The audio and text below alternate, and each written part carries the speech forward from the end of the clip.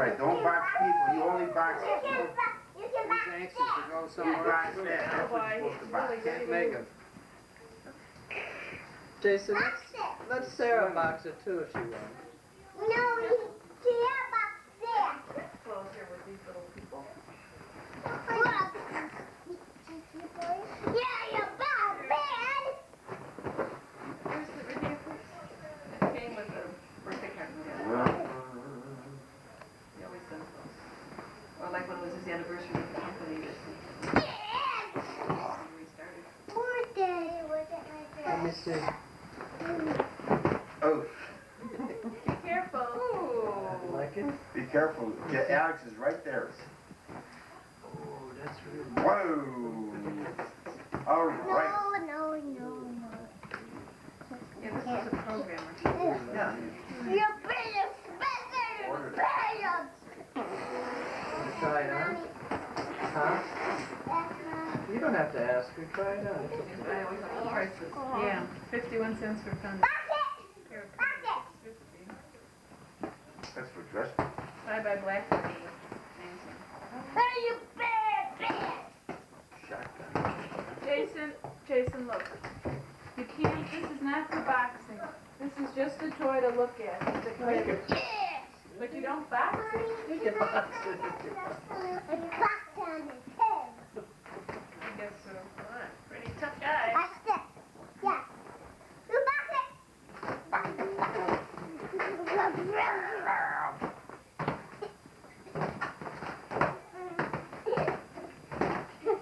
Stuck in the mud over here. You can't get going. Mommy, do I need to put my tool?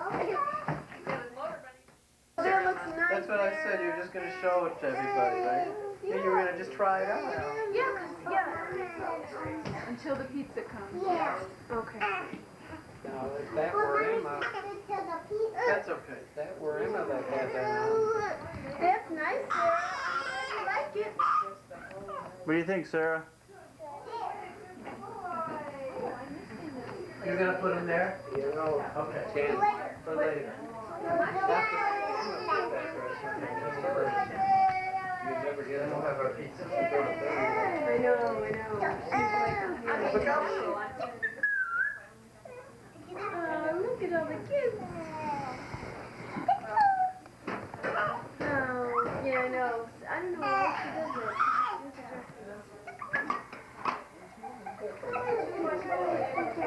You're into dresses, and Emma is into dresses too. You're very nice. I like this dress. I thought it looked very nice. I thought it looked very nice on you with your dark hair and your dark eyes. But Mommy said it's good for the fall. Yeah, it'll be good for the fall. I think it'll be nice for Rosh Hashanah in the fall. Yeah. And maybe for going to school too.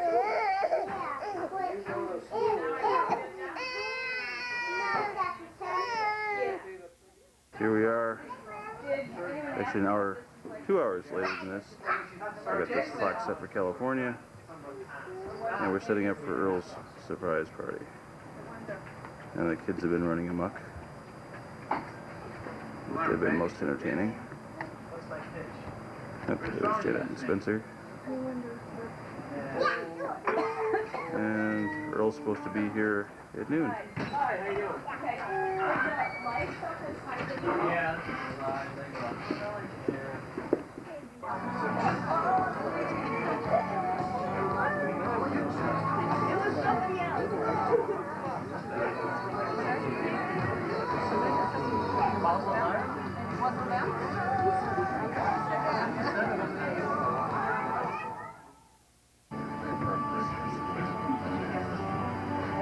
Surprise!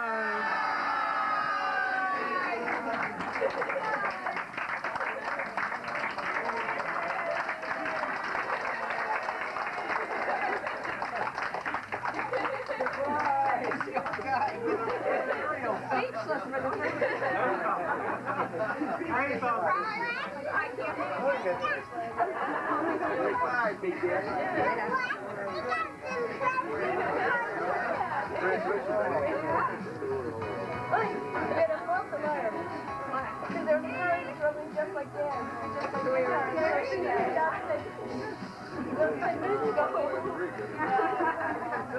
first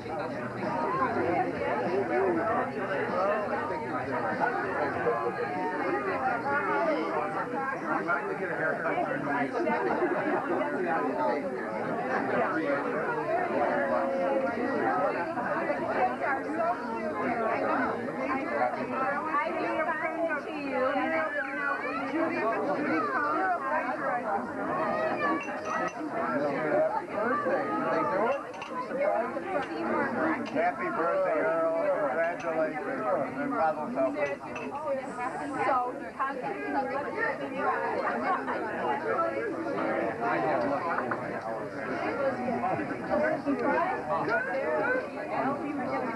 I was. You know it. You're not. His mind is going. You're surprised? Happy birthday.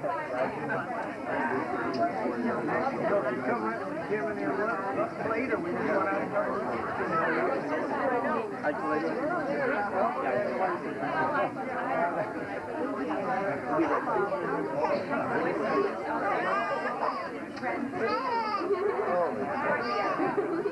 what a surprise! You really have no idea? You really have no idea? Well, how did you get it? Well, how did, what did you do when we all left over? You were speechless there for a moment. How can you make a sales pitch when you look like that? You didn't expect. You expected the family, but not everybody else. Well, we're happy to share it with you. Oh, make sure you got here. Oh, she didn't tell you where you're going? Didn't you ask? So what did she say? Surprise? We're going south. Going south. You had no idea, huh? Funny, going south. You asked for everything. Oh,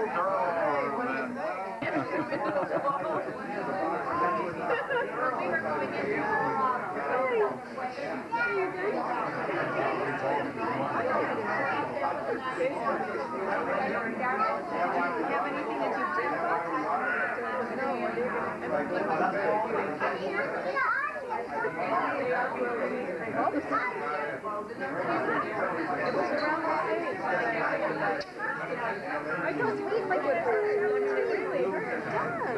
And plus, you know, it's so unexpected.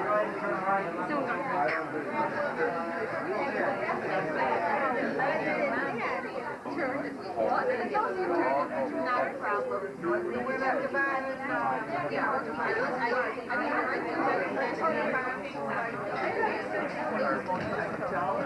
tell me if you're going to get this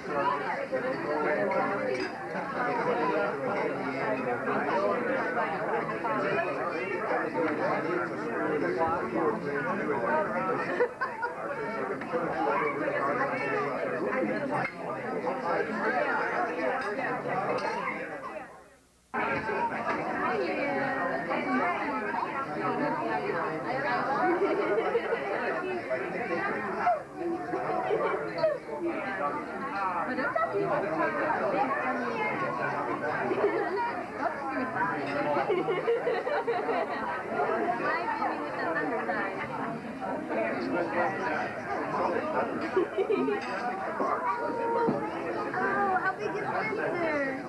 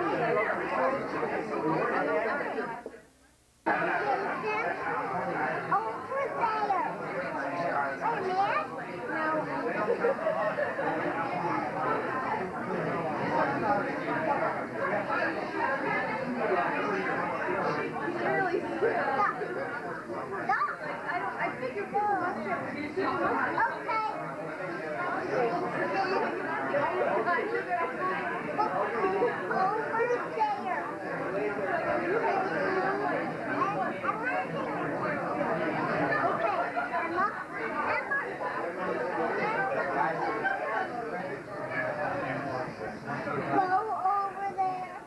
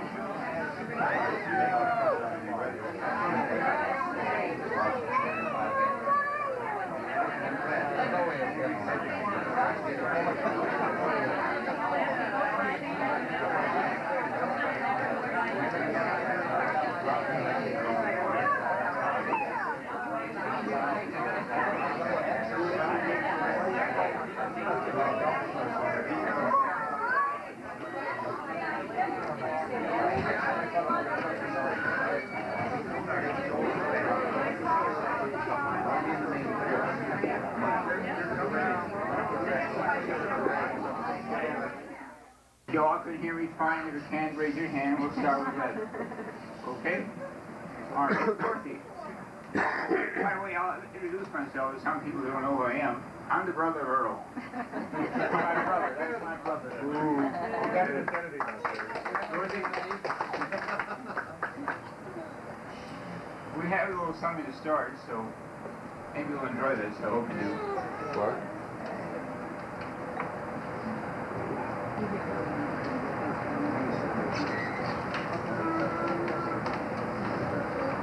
This is to the tune of I Ever Work on a Railroad.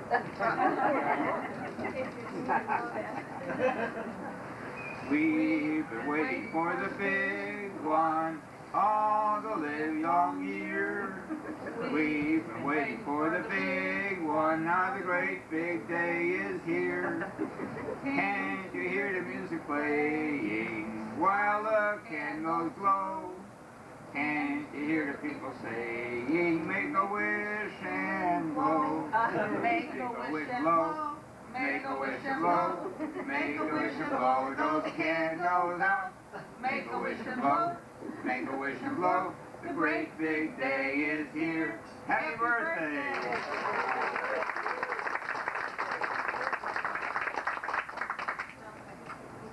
Thanks, Dorothy. I better have. I have a few words to say. I'm going to go through them quickly so you don't all get bored. But I'd like to have you know a little background of the man we're celebrating for today. I do want to first say one thing. We have a daughter, Marcy, who lives in California. She could not be here today, but she wishes you, Earl, the best. Good luck. Good health.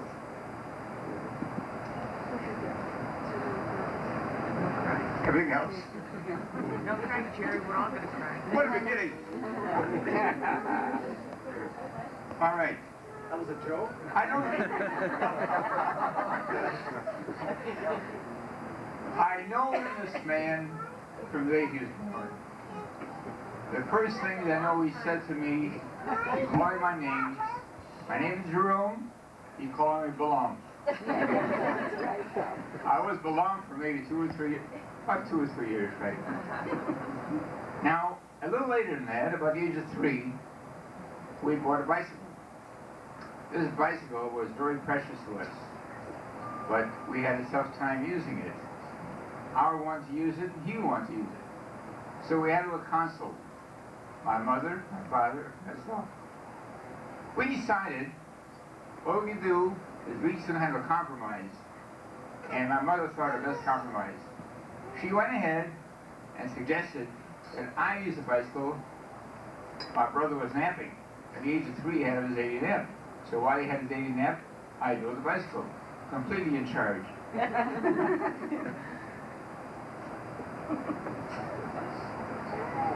Then for a while after that, when my brother and I got to know each other better, he became my good bosom buddy.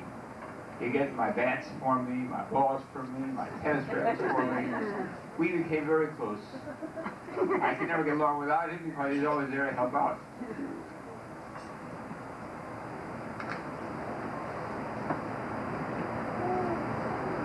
One evening, we were playing in the snow, and it was a nice, strong snow that we had that evening. And it was outside of our house. My brother went on a slide, I went on a slide, he went on again, I went on again. The 3rd time down, he broke his tooth. That was a tragedy and very traumatic. And he had this physical appearance for maybe 3, 4, 5, 6 years. Anyway, along came our dentist, Dr. Seymour Bradley, who was here in our midst this afternoon. And he offered a great solution, which worked very well. I'm not sure what the procedure is, things like bonding a tooth or something like that. Anyway, you'll never know which tooth was broken. His teeth are perfect to this day. And he can't chew. At the age of 7, this became a big departure for us. My brother became associated with his friends, and his peers were more important than his family.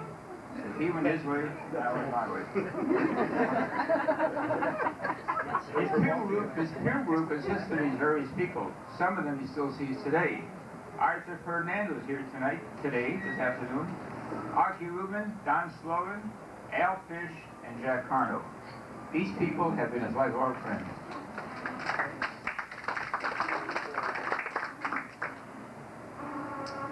At age 13, he was bar mitzvah.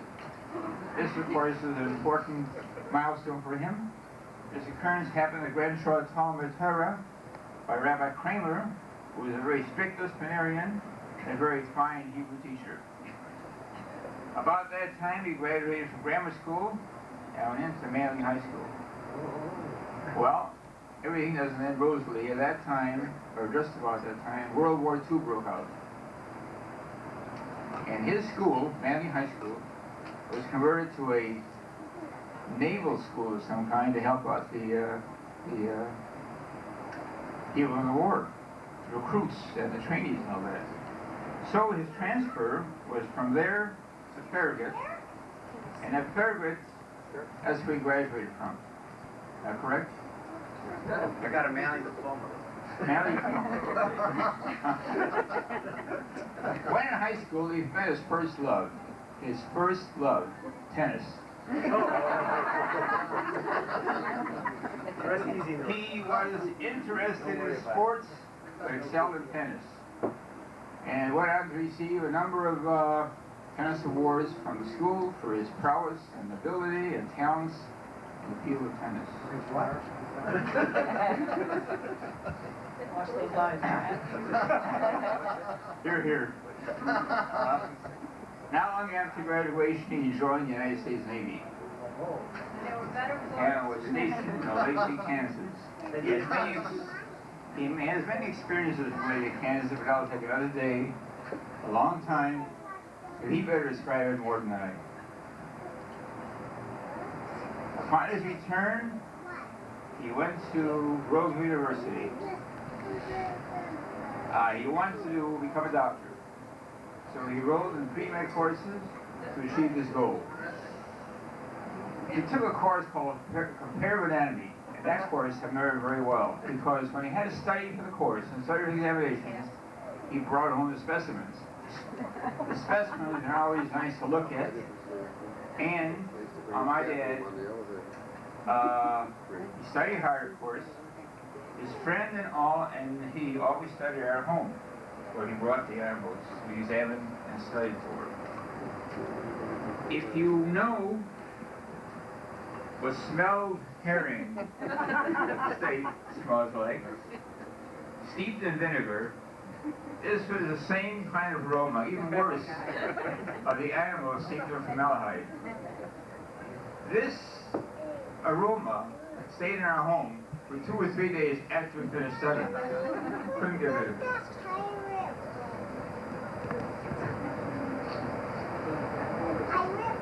After leaving his medical education, he decided on a course of action that ultimately led him to an insurance profession.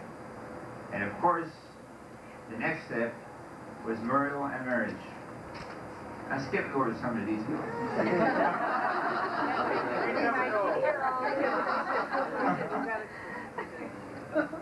We were always a close-knit family.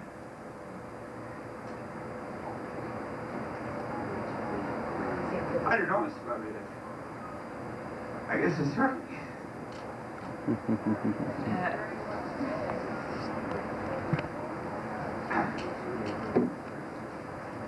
comes the gushy part. Our mother and father, he and I,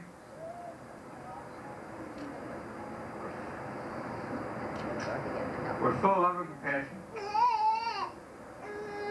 Our parents always made a special point that the kinder came first, and allowing us all the needs, even at the sacrifice.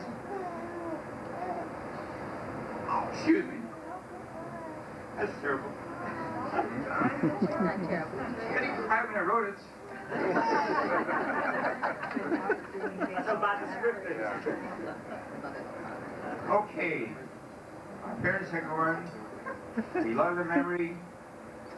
And I'll go on to something else. At one point, we became interested and entered the field of real estate. We wanted to become the next Arthur Rublev. My brother, Arthur Ferdinand, and myself arrived at a place he wanted to buy and bought it on the far south side near University of Chicago. Called Robert Taylor Home. Very good.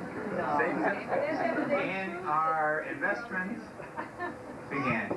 We were invested in this building for several years, eventually selling the building at a profit.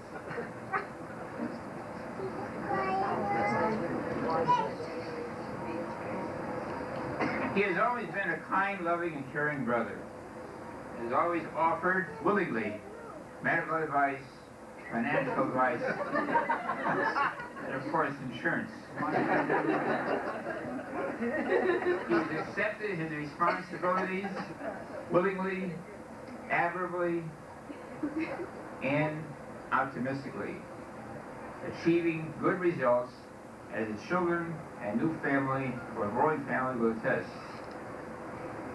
My conclusion. I congratulate him in reaching this milestone. I want to wish him the best of health and happiness and good fortune in the future. Thank you.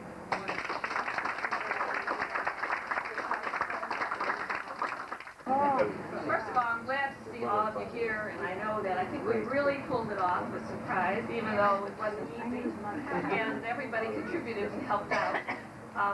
It was fun doing it, and I think he got a little suspicious when we got there, and I said we'd have to go downstairs. But other than that, I think it was pretty surprising. But I have composed an ode to Earl, and I thought I'd like to hear. Is that OLD or Ode to old Earl.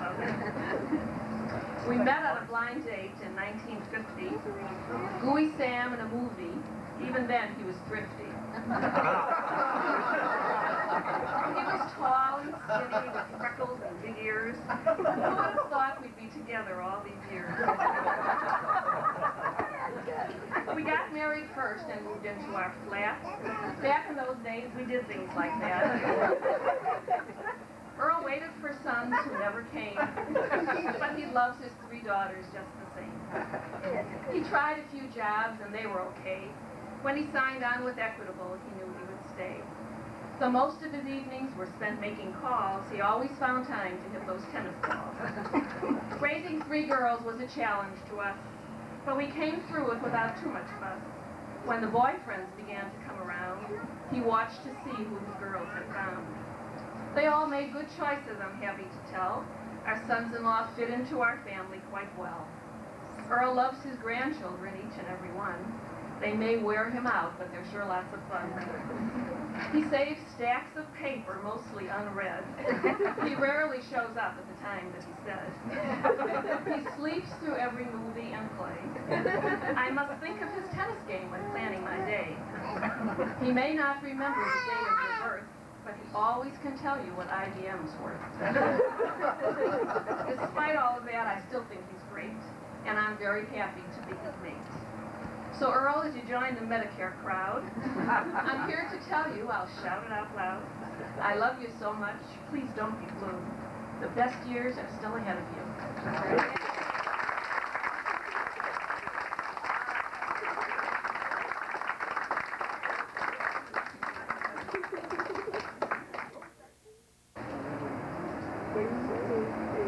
Here's the story of a guy named Berman who knew little of life when he began. Fought the war in Kansas City, trying hard to avoid eating spam. Married Muriel and had some daughters, and they knew it was much more than a hunch, that they would always love each other, and that someday there'd be a bigger Berman bunch. The Berman bunch, the Berman bunch. And someday there'd be a bigger Berman bunch. Then Earl got jobs at different places, collecting money from deadbeats in a crunch. Switched to life insurance when he realized that his wife and growing family needed lunch. The Berman bunch, the Berman bunch. And someday there'd be a bigger Berman bunch.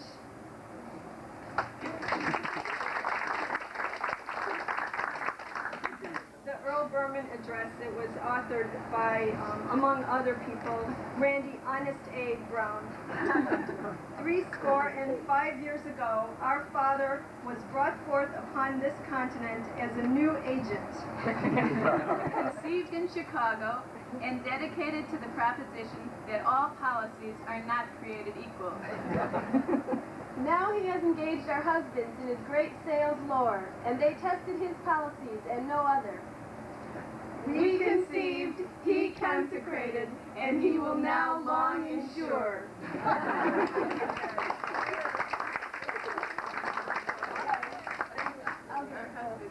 Yes, now it's the guy's turn. Okay. 1, 2, 3. We fought with her. We fought. Okay. Oh wait, no, I gave here. No wonder. You have the word. We fought with Earl and Earl won. We fought with Earl and Earl won. We needed money, but we had none. Get variable life and you'll always have some. All you need now is the mega premium. Term sounded good cause it didn't cost a ton, but we fought with Earl and Earl won. He said, you marry my daughters and you'll always buy some. We fought with Earl and Earl won. We fought with Earl and Earl won. Find me a fork, get me a cork, what's the weather report? Night after night I'm with Irv on the line, we've got to use that time. Irving, oh Irving, please find us a match. Don't make us scratch, let us firm up the match. Ask Rube again, he may play anyway. Please find us a match today. Dear lady, get me a partner who'll cover the backcourt with ease. The last sub needed a walker. Do me a favor, get Agassi. Irving, oh Irving, please find us a fourth. Get me a quart, what's the weather report? Irving and Ruby and Maury and Len, we've got to play. If there's anybody else. Kitchen. There is Maury, stand please. There is Lenny. There is my brother Reuben. And by the way, I'm the Irv he was reading about. And someone else that is not with our group, but who has suffered the pangs of playing with Earl all these years, Herb Schwartz. Now, my wife has become a minor poet, and she has something to read to you. First place, I can't compete with the family, really. I think they were terrific. And I made up this little ditty. Carol, should I start speaking? Oh, you can't hear me? Move closer. Earl Berman is his name, and tennis is his game. Now that you are 65, there's no reason not to try playing tennis till you're 105. Winter, spring, summer, and fall, there's nothing like hitting the ball. Dressed in your tennis shorts, you are ready for the sport. How you try to make the score? By keeping the ball off the floor. calling up about the game, hoping that there'd be no rain, so you can go out to play on the courts every day. Your good humor with your friends is the message that you send. The kind of person that you are in the game of life, a shining star. Love you.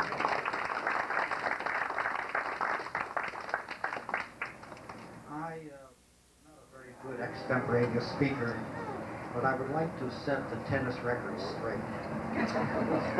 This is a lovely man. He's very human. He's very good to his family. He is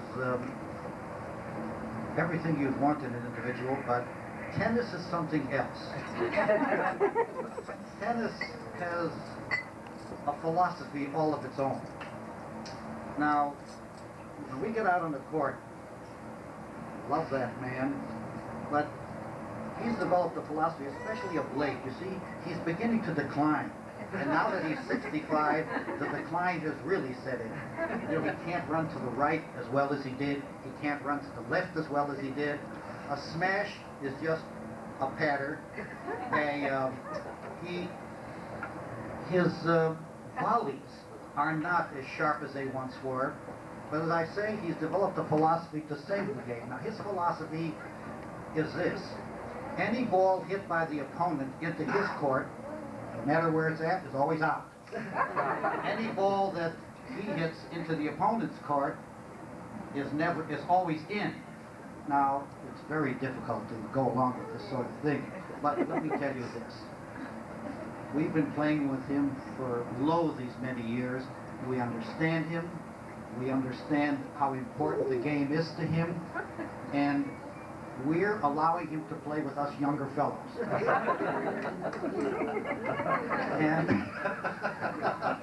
But this morning, and these will be my last remarks on the subject, the game or the day for him did not start off auspiciously because we beat him 3-6. So I want you to know that this lovely, lovely party makes up for any defeat he might have had at the beginning of the day. Earl, we love you, and we hope to continue the association for another 150 years. Thank you.